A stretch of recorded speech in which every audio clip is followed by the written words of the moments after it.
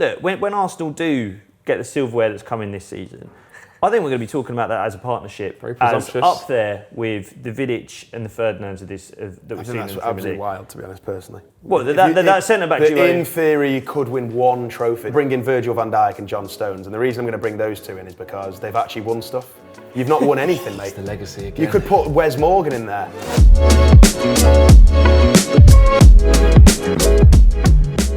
Hello and welcome to the 11 with SPORTbible, and today I'm joined by Luke and Jacob, and we're going to be picking a current Premier League combined 11. Luke, you're bringing players from the north, okay? That's your job. You've got one job. Jacob, you're bringing players in from the south. Easy. If you both can't agree, it's down to me. No arguing. I get the final say, and I'm not going to be biased, I promise. Yeah? You got it? Yeah, right. sweet. Let's start with right wing. What you got for me, Luke, from the north? I've got Mo Salah. Mo Salah. Come on. As a City fan, this guy, I mean, for starters, he always scores against us, but what he's done in this league is a bit ridiculous. Like, he's only got 2 Premier League medals to show for it, which I'm obviously grateful of. But right, Mo Salah, can you match that? What we Look, got from the south? there's some of these where you've got to take your licks. I'll bring Bukayo Saka, and I think, look, I'm not daft. I know where we are right now, and I know that Mo Salah's arguably one of the best Premier League players of all time. I think he's easily top 5. I think Bukayo's coming for that spot at right wing. I think over the next 2 or 3 years, that's what I want to see as he enters his prime years. Needs some Premier League titles, doesn't he? I mean, he needs titles, but I'm not going to lie about Saka. He needs goals as well. And I think that's, realistically, where was Mo Salah when he was 23, 24 years old? He was in Italy. He was just beginning to hit that form. Whereas last season, I think if Saka hadn't received that big hamstring injury that required surgery, I think Saka would have got the assist record. Not for the season, in history. He would have taken a record off Thierry Henry, by the way. So, look, I'm happy to let you take Mo Salah for now. He's letting you out. Bukayo's coming. And we all know Bukayo's coming, by the way. We're England fans, right? He's been England's Player of the Year 4 years. Agreed. Like, this is a player that every single manager who works with him puts him on a team sheet straight away. And as a City fan, you'll know that Pep would love this guy. Yeah. So he's coming, but I'm happy to say this is Mo Salah's spot for now. Right, we're going Mo Salah. Let's get that off. Let's get that out and that on there. Mo Salah, nice and easy. Recently, of course, Mo Salah, there's been a drop-off, but with the legacy he's created, Luke's right, in an all-time 11 as it stands. Striker, Luke, what we got? Big Erling Haaland. I mean, this guy came in, 52 goals in his first season in 52 games. I mean, he's looking pretty good this season as well. He's, Premier League 100 club. Yeah, I mean, he's just a machine, robot, whatever you want to call him. I think he's got just a stupid amount of goals. It's just ridiculous. Like, you look at, even compare him to Messi and Ronaldo numbers, which I'd hate to do, and he's competing. He's on track, He is like a robot striker that you can't stop. So if you want any striker in the world on there, never mind north or south, you're putting Erling Haaland up there. Jacob, Can I talk through my options? Mate. Bro, like, it's looking slim, I'm not going to lie, because the south, we're struggling with strikers. I've come with Mateta. And I do, he's not going to take Haaland's spot in this team. I do think he's criminally underrated, Mateta. And I think in a summer where we saw so many strikers move, Ekitike, Gyökeres, Šeško to Manchester United. Isak. I think Mateta's still better than all those players. I think I got Thiago at Brentford, has had a brilliant start to this season. We haven't got anyone who touches Haaland. What I say with Haaland, I think he's the best player in the world right now, and I actually don't think it's close. No, I don't think it's close. You can't bring Mbappe's to that conversation. You can't bring Vinicius to that conversation. You can bring Harry Kane, you can bring Mbappe, of course you can. I think you bring him to the table. He's doing it in the best league in the world and in the Champions League. Do you know what I mean? Thank you. Gyökeres is perfect proof that you can do it on the continent, but you have to come to the Premier League. You have to come to the Premier League and show that you can do it against not just the best defences, but the best coaches as well. Because that's one thing we've got in the Premier League, people underrate. We've got the best managers in the world in this league. They stop teams from playing.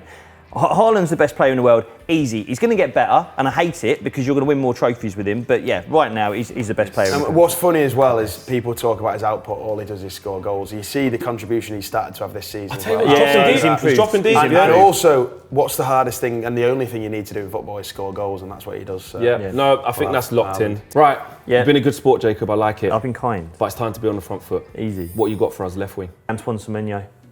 This guy has put Bournemouth where they are in the Premier League now. I think you could put him into any team in the world. The aggression, the strength, the power, the goals and assists that he's putting up. This isn't a purple patch anymore. This guy's done it consistently for a couple of years now. I think he walks into any team in the Premier League at left wing. You cannot tell me, never mind the South, in the country, there's not a left winger who starts ahead of this guy. I'd love him at my club. I'm sure you'd love him at your club. Well, we don't play wingers. I think I've got a left winger that starts left ahead wing of him, back. to be fair, mate. Okay. Well, what you got, Luke? Jeremy Doku, mate. Unbelievable this season. Wow. So quick. When he takes You've had on a to man- say quick because he can't score goals. Oh, I think he can. How I think many? he's belted one into the top corner against Liverpool this season, mate. Jeremy Doku at left wing, mate. He literally makes you stand up and think, what is this guy doing? He's electrifying. This season especially as well, he's been moving into the middle. And I think you want Jeremy Doku. He's the most exciting player on our team. Jacob. I think he's one of the most exciting players in the league, mate. Right, The criteria cannot be that he makes what does you stand Semenyo up. have? What does Semenyo have that Doku doesn't have? Yeah. Goals, assists, passing ability. He's a Consistency? focal point, consistency. He's done it for 2 years in a much worse team. He's got worse players around him. He runs Is Bournemouth. Bournemouth even south, mate? It's the sea, do you know what I mean? It's so far south. as south as you can get. It's so far south that it's not south, mate. Every club in the Premier League would take Antoine Semenyo. We're taking this Premier League 11 to go and play on the world stage. someone's got to score a goal. I want Jeremy Doku in there, mate. Semenyo at 65 million quid is the bargain of the century. Anyone should be snapping Bournemouth up on that, yeah? If you told me I could get Doku for 65 Bargain million of the quid, century, mate. Haaland was less than that. Doku is having a better season now. He's starting to show a little bit. To me, I've always called him a bottle of fizzy pop. Don't like you shake him, like it might explode into that, and you might get that, or it might just be flat. Yeah. You don't know what you're gonna get with him. Antoine Semenyo, I think is cash money. He's been consistent in this last 2 year period. I agree with that. Doku's coming to fruition now, but I'm gonna go Semenyo. Okay. Thank you very much. Thank you very much. Save the dignity of this channel by putting Semenyo in there. So if that's Doku, people are unsubscribing. Right. And I want to be there for that release clause. I'm with you on that one. Get him left wing back at Man United. I'll take that. It's criminal, but he can do it.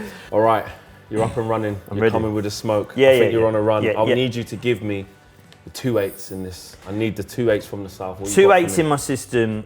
Look, this is Declan Rice, who in my opinion is one of the best midfielders in the world right now. And what he is doing, just on the left-hand side of the midfield, he starts deep, he moves up. It's levels above anything I've seen in the Premier League, right? Here, I'm going Cole Palmer. Because I think Cole Palmer, in terms of his productivity, goals and assists, he walks into teams in the north of the league. I really think he would start for Liverpool, he would start for Manchester City. He's a special footballer. And so between the two of them, you've got a powerhouse who runs the game, defensively and offensively. The assists he's getting, Declan Rice, the dead ball deliveries he's got is the best we've seen since Beckham. Cole Palmer, cash money, goals and You've forgotten assists. about KDB? Well, I have, Ripping yeah, because the he ball plays in. for Napoli. Yeah, no, but you said that you're best since Beckham, mate. What are you on about? Dead ball delivery, Declan Okay, Rice, corners, De Bruyne wasn't great. I'll give you that. which is thankfully a dead ball Well, at situation. least, yeah. Yeah. So Declan Rice and Cole Palmer for me. I like that too. Luke, balanced. you need something strong here, because Yeah. I'm not going to lie to you. Those two complement each other Yeah, really well. I mean, I do agree with that. I think that's a great two. I wouldn't be, dead against it. I think the name's going to bring a Bruno Fernandes and Phil Foden, who I think Cole Palmer and Phil Foden are quite interchangeable. I'd rather have Palmer a bit further forward than that. I'd rather have Foden a little bit further forward than that. That's the formation we've got. I think Bruno Fernandes, though, what he's done at United since he came in, especially in literally one of the worst teams in the league, I don't dread to think, I hope to think he wasn't at United and how much worse they'd have been if he wasn't at United, because he's dragged them to anything they've done in the last, how long has he been here? About 5 years? Yeah, So, 5 years. yeah, Bruno Fernandes in midfield, you've got to bring to the table, even as a City fan, you've got to say that what he's done has been mad. And I think that is his exact position. That's exactly where you want him as well. You don't want him any deep, you don't want him any further forward. I'd argue you might want Rice a bit deeper. I'd argue you might want Palmer a little bit further forward. I'd argue you might want Foden a little bit further forward. But I think Bruno Fernandes, you'd want exactly in that 8 position. So Phil Foden, I could talk about all day. He knows what he's playing to the gallery because he I'm knows not he's got a gonna- Manchester United fan. Hey, I'm He's got a neutral. Manchester United I'm fan. not- in the Neutral, chat. mate. I'm a neutral. I'm a neutral, but I do like this Bruno Fernandes talk. And he's a Southern, this is serious talk. he's not biased, mate, because he's a Southern North fan. Correct. He's got a bit of both. They're He's the got a worst bit of I ones. both. like that, Luke. I like that. worst Actually, yeah, that's true. Actually, I'm not really on your team, Yeah. even though by accent I am. Yeah. But actually, Yeah, my exactly. region is actually north. Do you know what? Bruno Fernandes, I think it's a funny thing because I think every other fan of a Premier League club who's not a fan of Manchester United, we don't like Hates him. Bruno. Yeah, we all hate But him. So annoying. And that says how much it is to bring him to the I think he table. might be a championship club if it wasn't for Bruno Fernandes. I honestly think that Genuinely, the levels that Especially United last fell season, to yeah. last season, Bruno pulled you out of that with goals and assists. A lot of them are penalties. I'll say that. But then you can say the same for Cole Palmer. I think I will just about give you Bruno Fernandes there because I do think, and he's not going to be remembered properly, Bruno Fernandes, in the Premier League because of the club he played for, because I don't think he's ever really captured the love of the fans across the league, aside from Manchester United. You can't play for Man United. Well, you can't do that. It's more the accolades. If Man Man United had Premier Leagues and Champions League with him, with the same, if his numbers were exactly the same as they are now, most chances created, put him most in assists, United's all of 08 that, team or something and he was like that, winning Champions League, everyone will be raving about him. It's because it's Man United, we're in our worst period ever, and he hasn't got that. I think you've got to be honest. He's the most overhated and disrespected player. The thing is, I think you've got to have Rice in there, and I think the other three are fighting for that position. I'd love to talk about Foden all day. You'll say it's boring. Last season, he was a bit off the boil. This season, I think he went from PFA Player of the Year. But that's what we're talking about. We're talking about the PFA Player of the Year there that beat Haaland to the award. He beat that season. He was incredible. And if you've got that Foden, I don't think anyone gets in the team. I don't think he's been consistent. But I don't think it's fair to say that's the Foden we're getting because it's, we're talking about not just players in their current form, and I think he is in pretty good form, by the way. But I think we're talking about the players as a whole and who are you getting on that day. Right, to be honest, guys, you've done the hard work for me, and I like it. It's very diplomatic. You've basically agreed on Rice and Bruno Fernandes, and I'm not mad. So this is what we're going to do. Rice, left 8, solid. Bruno Fernandes, my guy, right. You're lucky KDB's left the league, mate, because he's a bit straight. Well, that's true, but he ain't here. He ain't here. Yeah, he's gone. Right, this is interesting because I know where Luke's going to go with this. Yeah. Probably rightly so. I know where you're going to go with this, and it's going to be probably the best answer you're going to have for what Luke's going to say. So because I know what Luke's going to say, I want to start with you on this one. I'm going Zubimendi, and I've got to be honest with you. What? You're going who? Listen, mate. Zubimendi. Oh dear. And listen, he's top. He's nice. Are you looking at Caicedo there? Of course I am. Because that is the correct answer from the You've south. already done Zubimendi, mate, so argue is I'm sticking Zubimendi because Zubimendi over Caicedo? Because the Spain national team are looking at Zubimendi over Rodri as well now. And that's a very recent buy. Rodri's his not playing, knee's been mate, dodgy. Zubimendi's only been here for 3 months. Yeah, it's a low blow. Zubimendi's only been here for 3 months. In the 3 months Zubimendi's been in the Premier League, his career didn't start 3 months ago, by the way. Spain could have used him last year. And they did. I remember him coming on at the Euros. He came on after Rodri and was excellent. He was absolutely excellent. He was great. Better than Caicedo.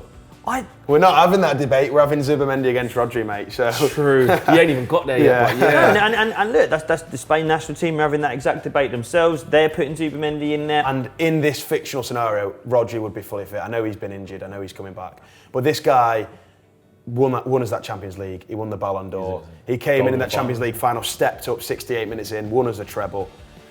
I mean, he arguably could have had a Ballon d'Or charge that year, and then it was the next season. He obviously came off in that Euros final, but won the Euros with Spain, won the Spain Player of the Year.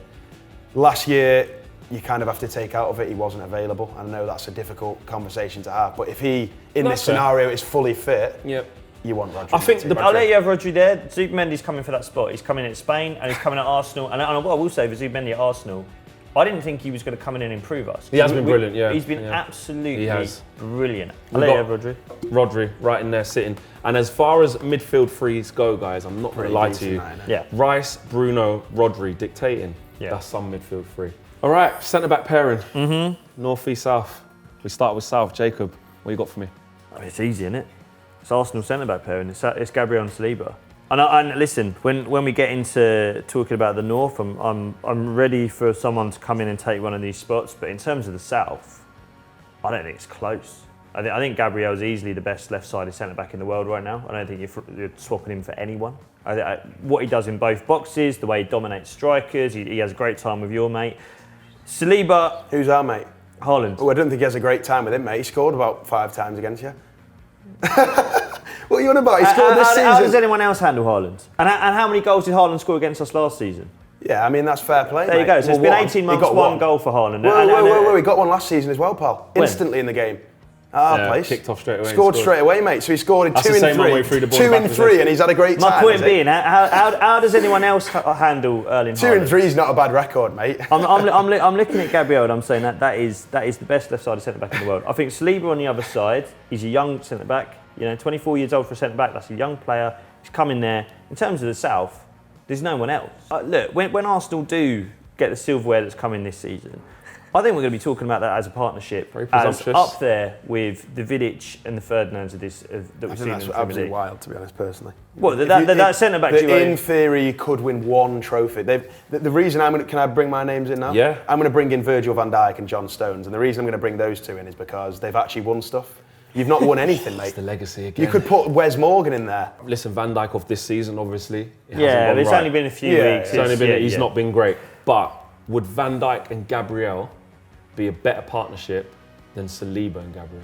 I think you can make the argument that right now, the age that Van Dijk is, what he's achieved over the last couple of years, Van Dijk is, I think he's in the conversation for all-time 11s in the Premier League. Yeah. I don't know if I'd put him in personally. Yeah. I don't know if he ever dealt with the kind of strikers that John Terry had to deal with, for I example. But right now, I think you could make the argument that Van Dijk, for example, next weekend, if you were to swap Saliba out and put Van Dijk in there, we wouldn't miss Saliba. Van Dijk and Gabriel. It's Van Dijk There and we go. Gabriel. Okay, all right.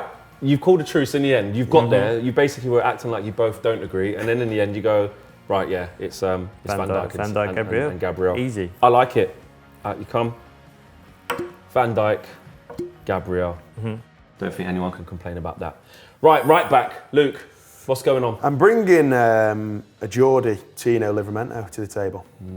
I think this guy... You've done that because you think he's going to City, haven't you? No, I think personally, I think this guy, we're talking about a right back with a £100 million price tag on him, and that's ridiculous. That's how much Newcastle want for him. I'm not saying he'd go for that value. I think if he actually sold, what we're talking, 78, 80 million. And, you know, we didn't put Bruno in midfield, the other Bruno from Newcastle. I think we've got to shout one of their players out. I think he is up there as one of the best in the league, so I'm putting Livramento. He's going Livramento. There's a few. There's a few in the South. There's a few in the South. Talk to us. There's good right backs, but it's comfortably Reece James. I think he's getting close to the best football he's played. I think he's still got the attacking threat. I think now you look at him, defensively, he's so solid. Physically, he's getting back to where he was in terms of his pace. He's so versatile. Like, you talk about Reece James, this is someone who can tuck into midfield, this is someone who can play in a back three, he can still fly up and down a wing. I remember a few years ago we were talking about, is it Walker, is it Trent, is it Reece James? It's Reece James. It's simply Reece James. And I just think as a pure footballer, as much as it pains me to say it, I think Reece James is one of the best fullbacks. And I think the thing is, I think Livramento's a great player, but I do agree with Reece James. And again, we come back to this fitness situation, like we said with the whole team. Yeah. If Reece James is fit, I think you probably do want Reece James. And I think Livramento's maybe slightly closer to a Timber in Yeah. terms of defensively, great, yeah. but just going forward hasn't got what James And I has. think Timber's better than him as well. Livramento. I'm happy to put Reece James. But James is the best Reece right James back in the world. Yeah, that's fair. Reece James, in you go. And actually, really pleased for him, because when we do speak about all the injuries and the setbacks that he's had, it's great to see him start to fulfil his potential on a consistent basis. So big shout out to Reece James. Left back. This is actually tough. we'll go to you, Jacob. This is tough. I'm going to come with Calafiori because I think he's part of, as I've said before, the best defensive unit in the league. Yep. I think going forward, he's a massive asset to Arsenal. He's stayed consistently fit so far this season, and I think I kind of describe him as an all-court player. He can come into the middle of the pitch. He can play on the last line. He can score important goals. You might remember, right? He can also stay on the touchline. And I think in terms of what he's given Trossard this season, you're seeing a winger flourish because he's doing all of the work for him. I'm bringing Robertson to the table. I don't want to put Kirkers in there because of this season, and obviously all of what he did was in the South anyway last season. True. I was looking at Gvardiol as well, but then I think now he's playing so often in the middle that it doesn't really make sense to put him at left back. I would say the season that Gvardiol was there 2 years ago when you won the title, I think he won you that title. He was definitely up there, and even last season he was our player of the year last season. I think you should have brought Gvardiol for this. No, I was happy to talk about Gvardiol, and again, as a City fan, I'm talking about I'm representing the whole North here. I don't want to just put City players in. I've mentioned a lot of them. I was going to put Gvardiol in there, but then this season especially, he's played so often in that partnership with Diaz at centre-back. But he drifts wide when your left-back goes inside. I understand that, but I don't want to I think you should be doing Gvardiol here. I want to talk about a natural left-back. Okay. And I think Robertson, for what he's done, and even last season winning the league title again. Yeah, the drop-off this year has been there. But I think, again, we're talking about Robertson here. Playing in a final, in games he's played big games before. I understand Calafiori is a good player.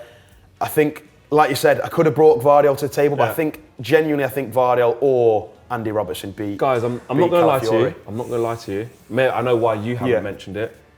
Marc Cucurella, mate. Marc Cucurella is criminally underrated. And you know what it is? Calafiori, yes, as it stands, like operating at the high level, part of the best defensive unit. Chelsea got a lot of issues. The consistency of Marc Cucurella, even in amongst the chaos, has been top. Yeah. But we got to get to a decision here. So are you sticking with Robertson?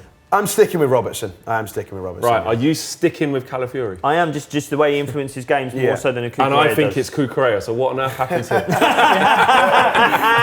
I'm actually gonna put my bias aside. Respect to Robbo, but he's just not operating at that level. He's just slipped him 50 quid under the table. No, it's not. I'm going Calafiori. Bang, he's in. I'm sorry. In the comments, let us know if that's a disgraceful decision. Goalkeeper. Right, let's go. I know who you're gonna go with. Who is it? I'm going with Alisson. I didn't know who he was going to go with. I was going to go with Donnarumma. Again, I don't want to bring too much City bias to this. I'm trying to be level-headed. That's why I've taken, the Reece James decision. We're trying to build the best team here. As much as we're fighting our corner for the North and South, we're trying to build the best team. Fair. Donnarumma, he is the best goalkeeper in the world. I understand that. But again, to bring in this argument of, think about how bad Liverpool have been without Alisson. I'm obviously bringing David Raya. And that's not Arsenal bias. I think you look around the South, who else? It's not Vicario, is it? No. I think if you were to come with Donnarumma and I was to come with David Raya, we'd be comparing apples and oranges. Yeah, They're again, it's Saka v different. Salah. Whereas I think with Alisson, what you get is the best of Donnarumma and the best of Raya. This is, in my opinion, the best goalkeeper in Premier League history. I think distribution, the saves he makes, controls his box. I'm very happy for Alisson to take that spot. Bang, there you go. Alisson is in. That is our team. Combined 11. Current Premier League 11 of North and South. And the North wins again, 6-5. So. I wasn't even counting. Hey, you forgot about that. It's not just the boozers up north that are better, mate. It's the team as well. That is the team, locked in and done.